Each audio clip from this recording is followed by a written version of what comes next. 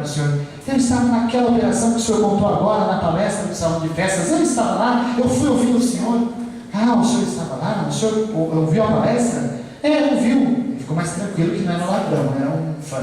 Ah, então tá bom, mas você gostou então da história? Ah, gostei sim, general. A história é muito bonita. Só que eu fiquei triste que o senhor não contou o detalhe mais importante da história. Mas que detalhe mais importante é esse? Ah, um detalhe crucial para que você triunfasse naquela operação. Você se lembra do que eu fazia? Não, infelizmente eu não me recordo. Havia vários soldados no meu comando, eu não tenho condições de me recordar tão bem assim. Ué, você lembra? Eu era o cabo que fazia a dobrada e dobrava os paraquedas. Todas as vezes que eu ia para uma missão, a minha tarefa era organizar todos os equipamentos. E naquele dia, meu chefe, meu comandante me deu a ordem. O general precisa que o paraquedas dele esteja preparadíssimo. Você terá a missão de dobrá-la com perfeição, para que nada dê errado. Entendido? Entendi. Ele passou semanas dobrando. Ah, passei semanas testando, general. Até que a minha excelência chegou à perfeição. Deixei o paraquedas arrumadíssimo. Esse maior dedicação não deixei de dar. Ele ficou completamente pronto. E quando você saltou do paraquedas, eu com tamanha vontade e empenho dei para o senhor colocou o paraquedas e saltou. Por causa dele, a sua operação teve enorme sucesso. O general não sabia onde se esconder. Tamanha vergonha diante do seu julgamento e do seu ego. Ele então desfez o julgamento do soldado, convidou-o para tomar um café e conversar sobre a vida. E todas as vezes que ele dava essa palestra de novo, ele começava com a pergunta provocativa, dizendo: um bom dia a todos. Quem dobrou o teu paraquedas hoje? E essa pergunta é para nós refletirmos. Alguém dobrou o teu paraquedas hoje? Pode investigar na consciência. Teve alguém que dobrou, bem dobradinho, para que você chegasse até onde chegou aqui. Se você não reconhece, talvez podemos mencionar vários. Eu reconheci alguns paraquedistas, alguns dobradores de paraquedistas aqui que encontrei no caminho. São os nossos garis, que à noite fazem toda a limpeza da cidade. Eles são nossos dobradores de paraquedas. Os médicos que fazem plantão à noite. Os motoristas de ônibus. Eles dobram o nosso paraquedas com muito carinho. Estes são assistentes da grande estrutura espiritual da Terra, para que ela em harmonia faça funcionar a humanidade inteira. São verdadeiros médios de sustentação, sem saberem que são. Então a proposta da noite é para que nós possamos ampliar o conceito de médios de sustentação. Porque o médium por si só, nós acreditamos ainda na falsa ideia de que é aquele que veio a casa, fez 3.000 anos de curso, 3 milhões de reuniões mediúnicas, é um médium fantástico. Não é nada disso. O médium é todo aquele que está em sintonia com os espíritos e adiciona uma informação. Ele está constantemente em sintonia com bons espíritos. E estar em sintonia com os bons espíritos é se conduzir no bem, fazer o bem, cumprir seus deveres, as obrigações que são dadas a você, dobrar o paraquedas com muito cuidado. Muitas vezes nós nos confundimos no papel de dobrador de paraquedas também. Dobramos paraquedas para muitas pessoas. Pensem um pouco nisso. Segundo esses autores, essas obras, existem várias funções essenciais do médium de sustentação. No próprio material que foi desenvolvido pela União Espírita Mineira, há várias menções da funcionalidade do médium de sustentação. Mas eu gostaria de dar 2 exemplos impressionantes aqui, que constam nas obras de André Luiz, especificamente Missionários da Luz e nos domínios da mediunidade. Na obra Missionários da Luz, no capítulo 7, ocorre uma situação muito curiosa. Nessa circunstância, o instrutor de André Luiz, que é o espírito Alexandre, ele o conduz para participar de uma reunião de desobsessão. Reunião como qualquer outra que nós conhecemos. A figura do orientador, do médium e dos assistentes, dos médiuns de sustentação.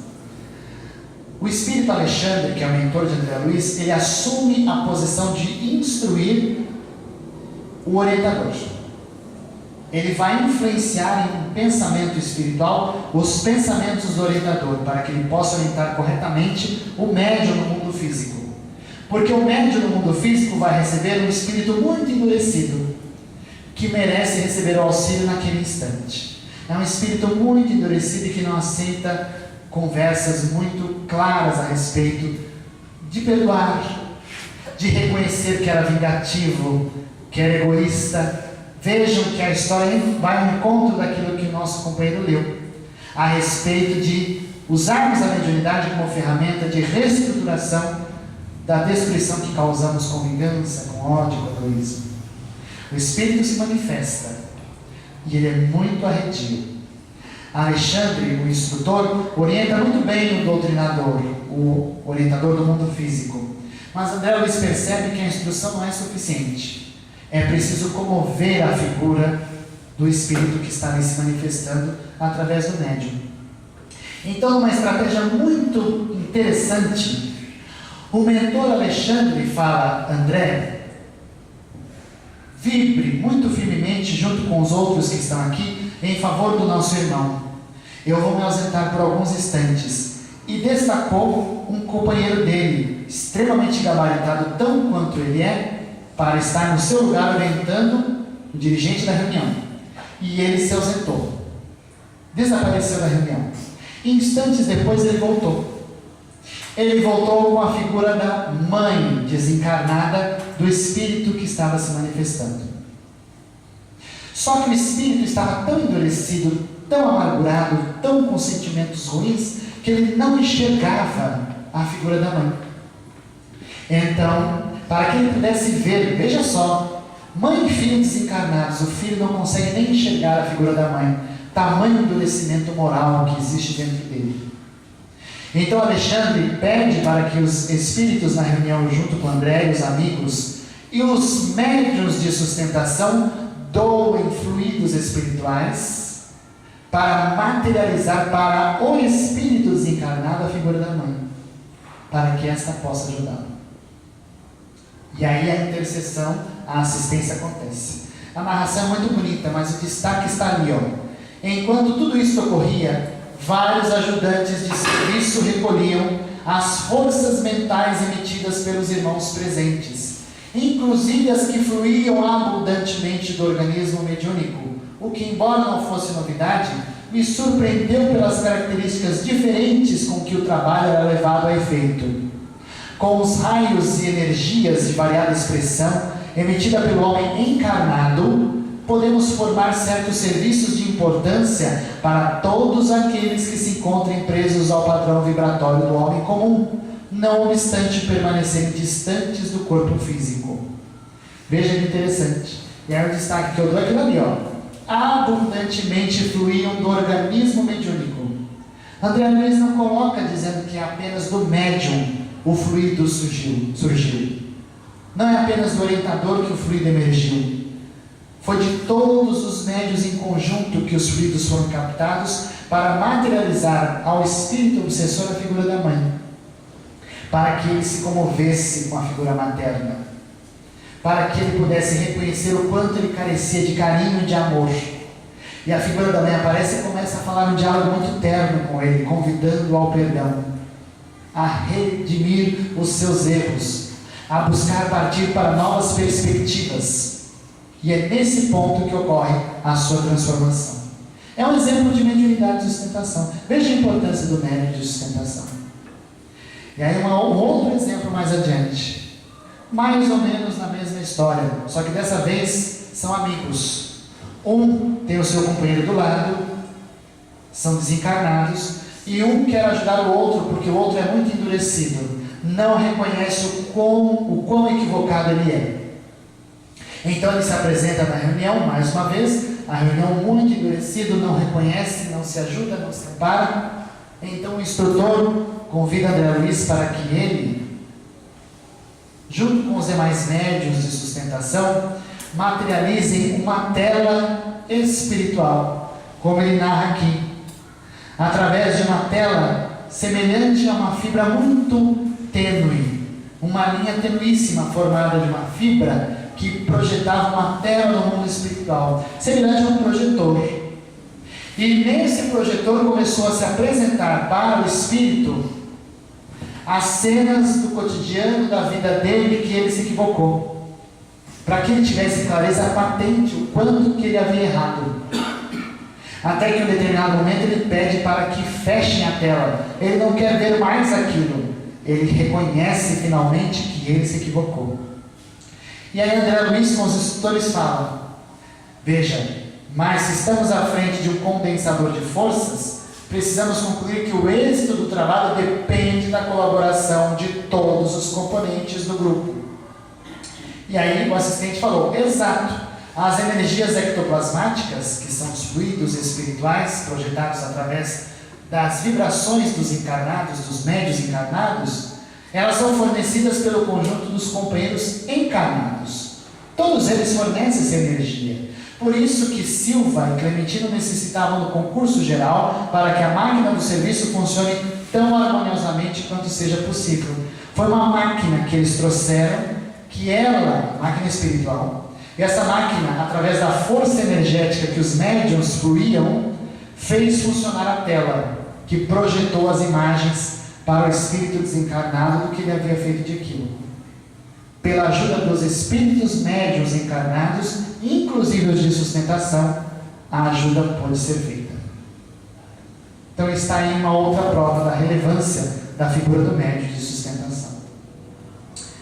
Para que não restem dúvidas a respeito disso, o próprio Roque Jacinto, no livro Doutrinação, fala: ninguém é neutro no campo de emissores mentais e todo pensamento emitido se reúne e se soma ao geral, determinando os rumos do intercâmbio. Ou seja, todos nós colaboramos juntos nessa irradiação de vibrações. E aí o que eles dizem, a União Espírita Mineira é um irradiador constante de plasma psíquico e mental, utilizado em prol de espíritos sofredores, um ativador de correntes vibratórias que se originam das orações e do pensamento edificado. Juntos, os médios pensam de uma forma única, e nessa forma única eles emanam uma energia capaz de causar esses processos de cura e autocura do espírito. Às vezes a gente acredita que a cura e a autocura se circunscreve apenas na dor, no sofrimento de dor, de saúde, problemas de saúde, e às vezes não é isso. Por trás dos mazelas da saúde estão problemas morais que o espírito carrega muitas vezes de outras existências. Vinganças desferidas injustamente, ódios aplacados com pessoas que hoje estão no seu cotidiano para resgate pelas leis de causa e efeito. Então tudo isto faz a gente entender que muitas vezes não é simplesmente uma mera reunião, mas um processo de profunda salvação e auxílio aos espíritos que estão ali, uns ajudando outros. Para que isso fique bem claro, mais do que claro, vou só passar aqui, nós vamos exibir um vídeo. Esse vídeo narra uma cena do Evangelho, e essa cena do Evangelho vai deixar bem claro aquilo que nós falamos aqui hoje.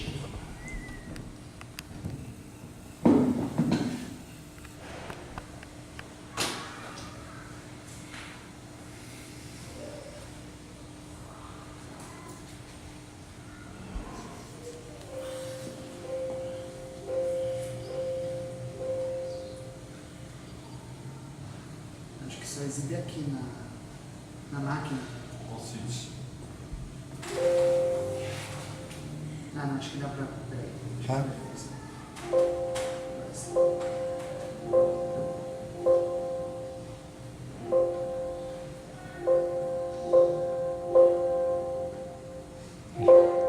Tem que ir por aí então.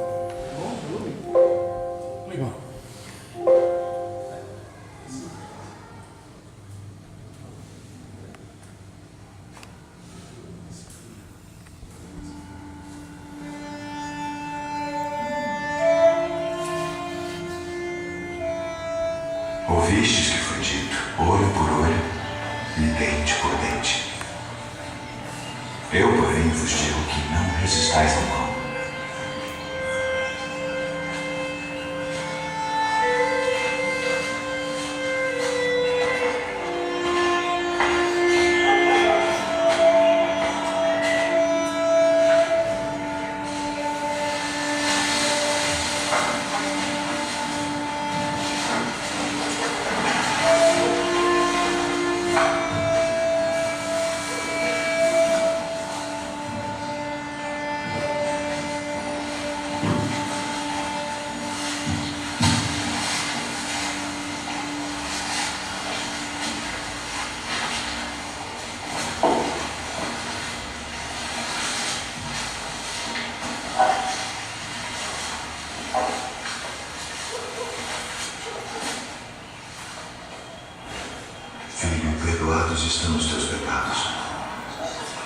que dizeste assim blasfêmias?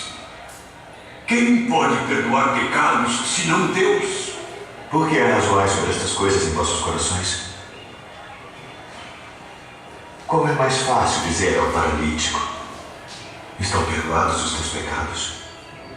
Ou dizer: levanta-te e toma o teu leito e anda.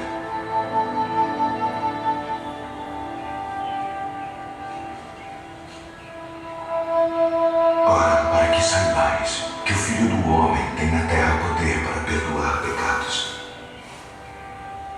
a ti te digo: levanta-te, toma o teu leito e vai para a tua casa.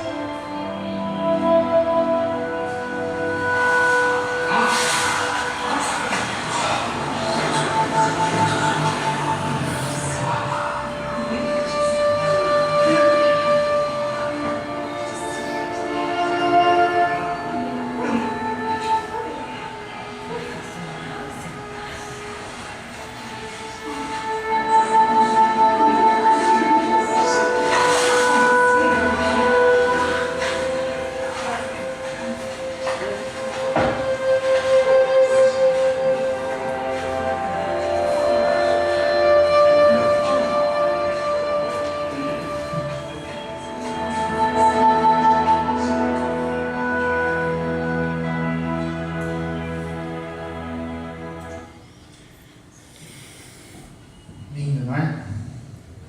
Vamos adivinhar. Quem era o orientador desta reunião? Todos estão dormindo. Jesus, eu ouço sussurros. As pessoas vão achar que é toda uma reunião mediúnica. Quem é o orientador? É Jesus. Quem é o médium? Cuidado. Cuidado com a pergunta. Quem é o médium? Eu bem escuto sussurro de novo. Vai, arrisca, vocês estão acertando bem. É ele também. Porque, segundo Kardec, ele não tinha intermediários. Jesus era médium de Deus. Então ele se confunde na figura de orientador e médium. E quem são os assistentes? Emmanuel nos explica no livro Caminho, Verdade e Vida a curiosa decisão do paralítico que, localizando a casa em que se achava o Senhor, plenamente sitiada pela multidão, longe de perder a oportunidade, amparou-se no auxílio dos amigos, deixando-se resvalar por um buraco levado a efeito no telhado, de maneira a beneficiar-se no contato do Senhor, do Salvador, aproveitando fervorosamente o ensejo divino. Se não fosse pelos amigos, ele nunca teria sido curado.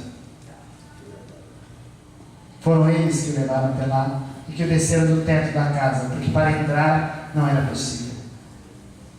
Então, o médio de sustentação definitivamente é o braço forte dentro de uma reunião mediúnica, dentro de uma sociedade, de um lar, de um país, de um planeta. Todos nós, detentores de braço para auxiliar, muitas vezes nos confundimos com o médio de sustentação. E é por isso que eu deixo aqui a referência desse material. Eu me esqueci de trazer uma cópia, mas eu me comprometo a entregar uma cópia em arquivo para a Salete, para que ela compartilhe com vocês. É uma apostila riquíssima de informações, inclusive para os tarefeiros da casa, desenvolvido pela União Espírita Mineira. E que nós possamos fazer com que um dia cheguemos a este ideal. Este quadro é um quadro que está na casa da filha de Clóvis Tavares. Clóvis Tavares, revelando os personagens desse quadro, Clóvis Tavares é este de óculos. Vejam os singelos personagens dessa história, hoje considerados pelo Espiritismo personagens inesquecíveis. Carlos Torres Pastorino, Joaquim Alves, José Gonçalves Pereira, Arnaldo Rocha, Enio Santos, Chiquinho Carvalho, o Clóvis Tavares, a filha dele, Hilda Tavares, a segunda esposa, Hilda Tavares, André Luiz Xavier, e os espíritos, André Luiz, José Xavier, irmão do Chico, Emmanuel, Meimei, Batuíra, e olha o aparelho da época, gravador. Foi assim que durante muitos anos as reuniões de instruções psicofônicas aconteceram no Grupo Meimei, dentro da Fazenda Modelo, numa sala reservada onde eram feitos esses encontros. Ainda hoje a sala é preservada em cooperação com a Universidade Federal de Minas Gerais, a Prefeitura da cidade de Leopoldo e a Federação Espírita Brasileira. É um local que merece a nossa visitação de encantamento. A mesa onde foram realizadas as reuniões ainda está lá a título de curiosidade. E foram nessas reuniões muito cuidadosamente estruturadas por companheiros que hoje nós admiramos e são muito amados, é que surgiu conceitos fantásticos como este. Vejam, todos ali estavam em sustentação para auxiliar Chico Xavier. Embora o Chico Xavier, como médium, muitas vezes não necessitasse tanto de apoio, porque muitas vezes sozinho continuou escrevendo suas obras. Porém, eles com carinho e devotamento auxiliavam. Essa é a finalidade da sustentação. É criar um corpo familiar, um corpo de amigos, grupo verdadeiramente entrosado e integrado, para que juntos possamos estabelecer uma diretriz de cooperação e de amizade. Grupo mediúnico é isto. É uma proposta muitas vezes que foi aurida antes da reencarnação, para que juntos pudéssemos estruturar grandes e preciosos trabalhos de ajuda e salvação. E nós possamos refletir sobre a importância da sustentação em nossas vidas. Sustentar aquele que está ao nosso lado e também sermos sustentados, para que juntos possamos, de alguma forma, sermos sustentados por aquele que governa o nosso mundo, a quem nós agradecemos dizendo: Jesus continua sendo nossa alegria, o consolo e a seiva de nosso coração. Jesus defende-nos de toda pena. Ele é a força de nossas vidas, a alegria e o sol dos nossos olhos, o tesouro e prodígio de nossas almas. Por isso não deixemos ir Jesus fora do nosso coração e da nossa presença. Que Ele nos abençoe, nos sustente e nos guarde para sempre. Assim seja. Muito obrigado.